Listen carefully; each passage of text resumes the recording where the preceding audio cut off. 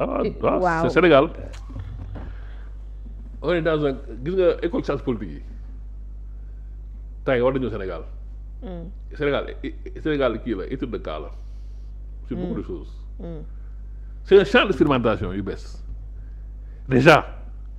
un parti un président d'un parti majoritaire bàyyi parti am kay beneen parti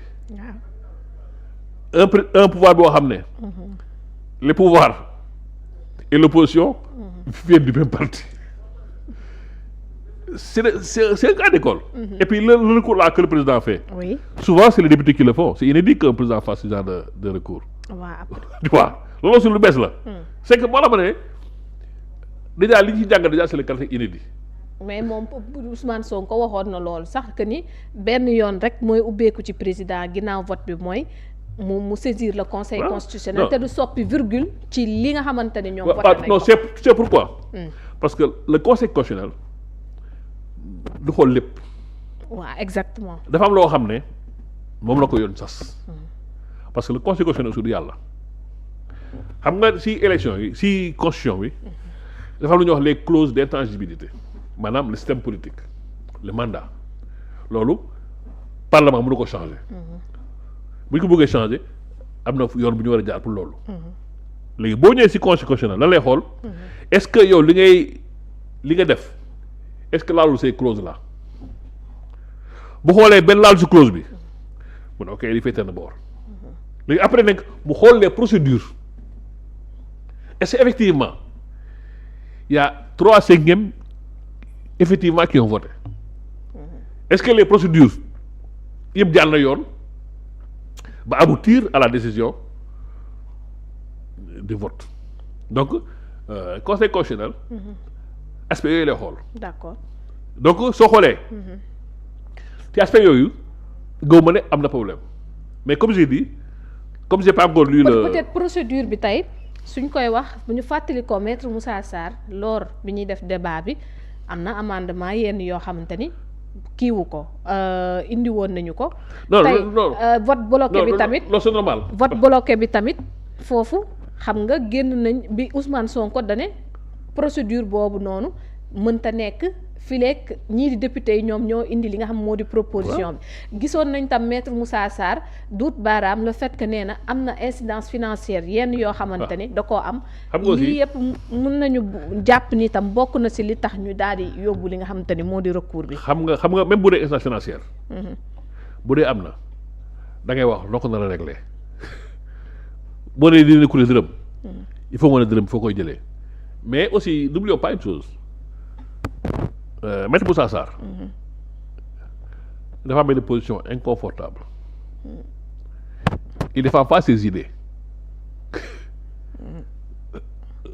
il défend pas ses principes loolu tax ko toog foofu il est ministre de la justice le garde des Sceaux d'un gouvernement sous l'autorité du président de la République donc lu ko président sant bul def leneen il peut aller à l'encontre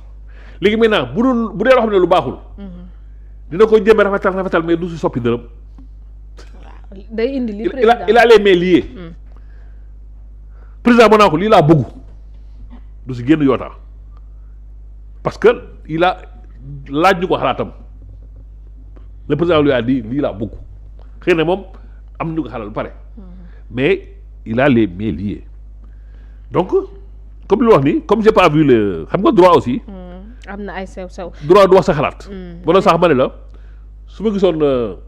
document bi. xëy na parce que. da ngay fàttaliku dans les cours de droit. si téere yi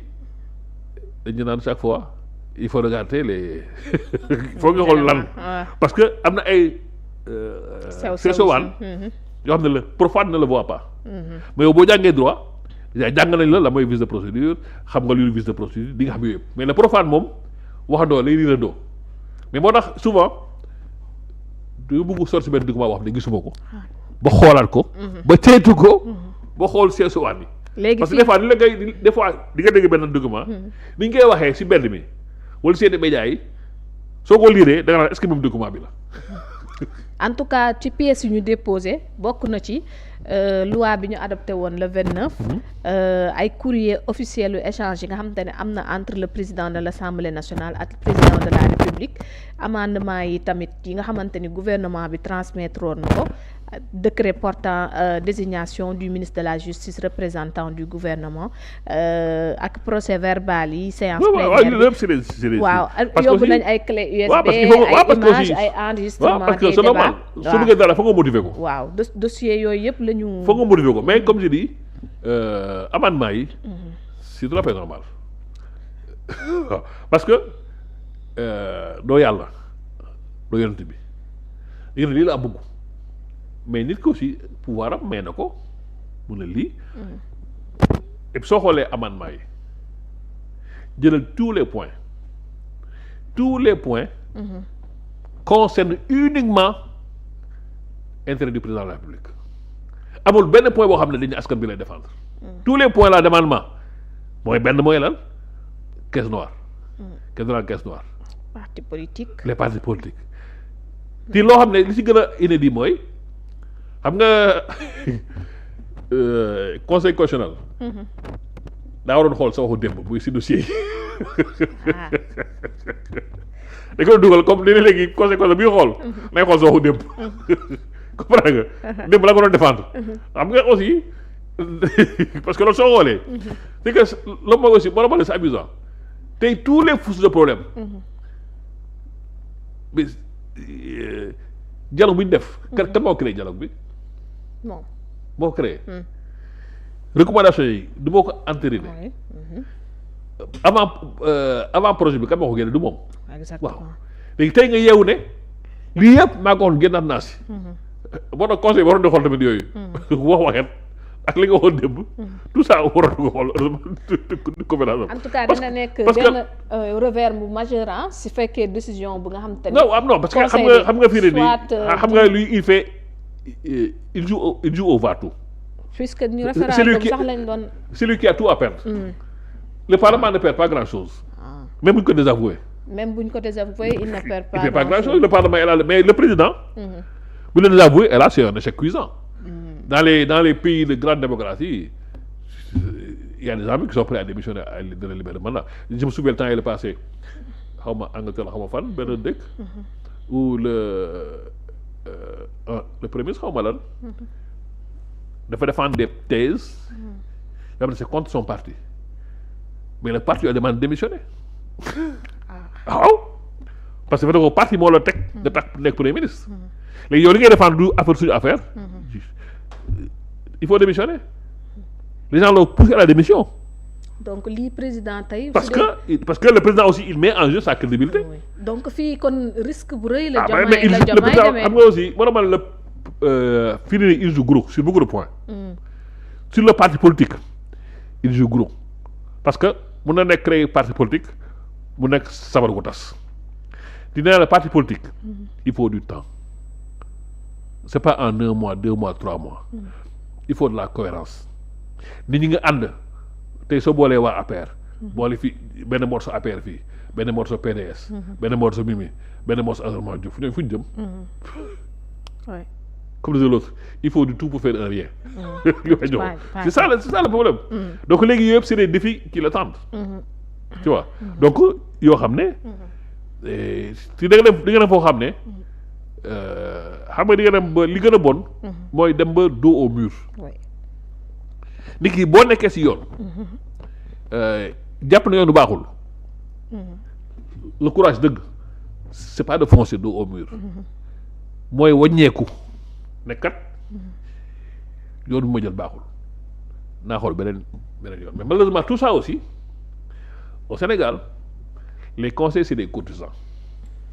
ñoom dañuy daw rek li nga bëgg mooy non ñoom nañu am seen décret waaw parce que tamit gis naa yenn oto yi yenn V8 yi keroog benn am na ku ma si yóbbaale ma ne ko waaye fii neexul wàcc de waaw genre quoi je me dis que fii bakkane tu perds la tête mais loolu nga leen aussi mooy c'est-à-dire que nous on a un rapport avec l'argent qu'il faut étudier le Sénégalais notre rapport avec l'argent c'est pas ñëpp la mais ñun c'est particulier ñun suñu rapport avec l'argent c'est-à-dire xaalis tax nañ ngor yu bari daanu mais comme li Paa wax Paa bi nee ne ngootu daanu dafa nekkul loolu. dëgg la ngoot kenn mënu ko yaay. c'est clair. waaw bu demee da fekk nekk ko fa woon. wala aussi comme disait l'autre vieux là nee na ni su wanee jikkoom da fekk conditions yi moo daje mu soog wan ni mel mais noonu la mu sa mel mais y a pas toutes les conditions pour que mu dévoiler wu. te à ce moment je pense que loolu moo doon à ce moment président Diomaye il montre sa vraie nature. C'est-à-dire que comme disait l'autre dans les grandes occasions on se montre comme il faut mais dans les petites occasions là on se montre comme on est. nit boo ko seetlu dëgg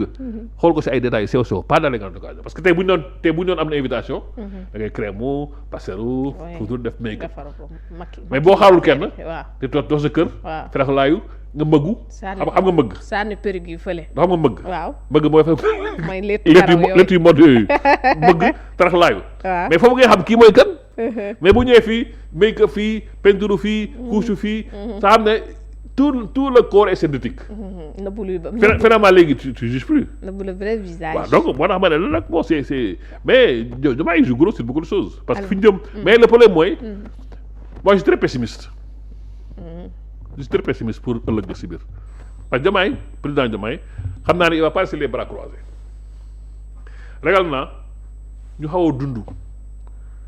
ñu ngi dund ak Macky.